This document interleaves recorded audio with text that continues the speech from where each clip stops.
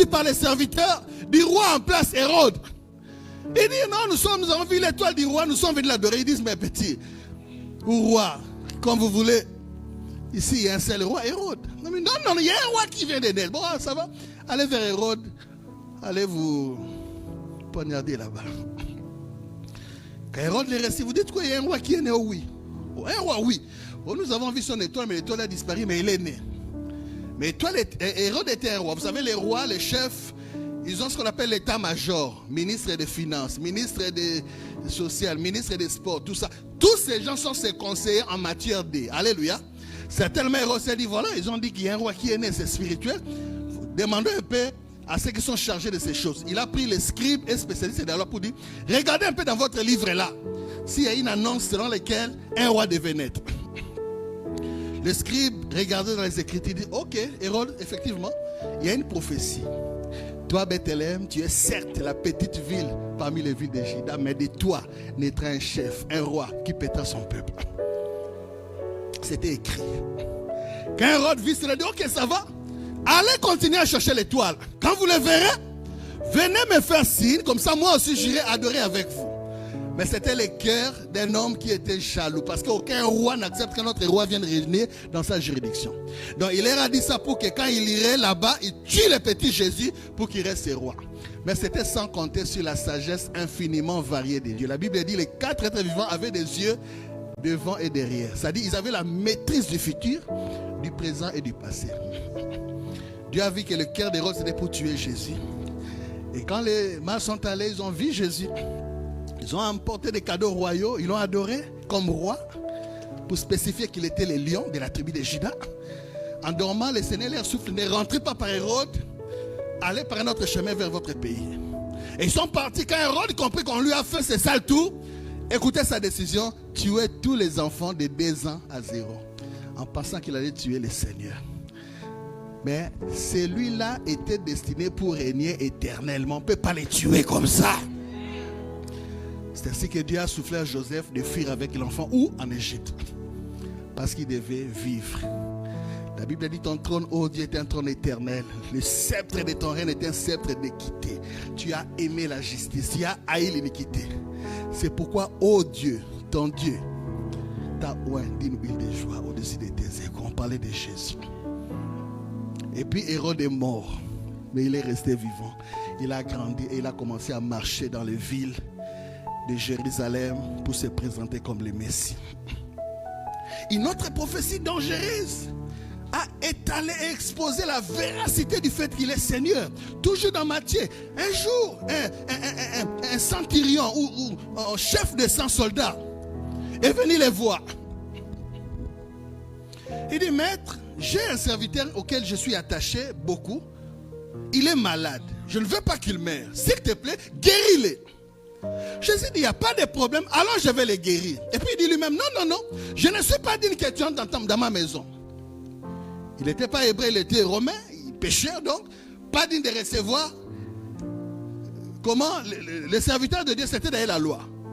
Mais par contre, il lui dit, tu n'as pas besoin de venir dans ma maison pour le guérir. Mais à partir de là où tu es, dis seulement un mot et mon serviteur sera guéri. Et puis il dit à Jésus, attends, je vais t'expliquer pourquoi je crois ça. Il dit, moi là, je suis centurion. Alléluia. Notre terme correspondant c'est quoi? Centurion ou qui? Ou qui? Il dit, moi là, je suis centurion. C'est déjà 100 soldats qui sont à ma charge. Mais dans notre armée, j'ai des officiers supérieurs à moi aussi et des officiers inférieurs. Et j'ai mon serviteur. Maître, regardez comment notre armée imparfaite des hommes fonctionne. Quand moi qui suis supérieur, je donne un ordre à mon subalterne, va, il va, viens, il vient. Et je dis à mon serviteur, fais ceci le feu, fais cela le feu. À combien plus fort trésor maintenant, toi, le roi de l'univers, quand tu donnerais un ordre à ces petits démons, ces petits esprits de maladie qui dérangent mon serviteur, ne saurait-il pas les libérer et les guérir? Jésus dit, même en Israël, je n'ai pas trouvé un homme qui a la foi comme celui-là. Donc cet homme croyait que Jésus était Seigneur. Il n'avait pas besoin de se déplacer d'ici vers sa maison. Il n'avait qu'à ordonner quelque chose et le serviteur allait être guéri. Parce que les rois ne donnent pas beaucoup d'ordres. Ils donnent seulement des ordres. Va ou bien viens. Quand il y a quelque chose qu'il ne veut pas voir, il dit va, ça part. Quand il a besoin de voir quelque chose d'autre, il dit la chose viens. Quand il veut élever quelqu'un, il dit tu es élevé, il est élevé. Quand la tête d'une personne ne lui plaît pas, il dit tu meurs, tu meurs. Les rois ne discutent pas. Les rois ne supplient pas. Les rois ne pleurent pas. La Bible dit la parole du roi est puissante. Qui lui dira qu'est-ce que tu dis? Quand les rois décident, ça se fait. Parce que la royauté est une figure d'autorité. Et ce qui est décidé est décidé. Et cet homme avait compris cela. Et toujours, Jésus a été montré comme roi. Un jour, un certain Nebuchadnezzar, il y a un songe qu'il avait d'ailleurs oublié. Et il cherchait que les gens lui donnent un songe et explication. Papa, même si on dort dans le même lit, ton songe c'est ton songe. Qui va expliquer ton songe? Mais ce qui est impossible aux hommes est possible à Dieu. Dieu révèle à Daniel et les songes et l'explication. Il dit, roi, dans ton songe, tu as vu une grande statue qui avait la tête en or, brillante, splendide. Mais la poitrine était en argent. Et puis vers le bas là-bas, c'était le cuivre. Et les jambes étaient en fer. Mais vers le pied, c'était le fer mélangé à de l'argile. Il lui dit, ça veut dire ceci, roi. La tête que tu vois en or, c'est ton royaume. Babylone, glorieuse, en or, brillante.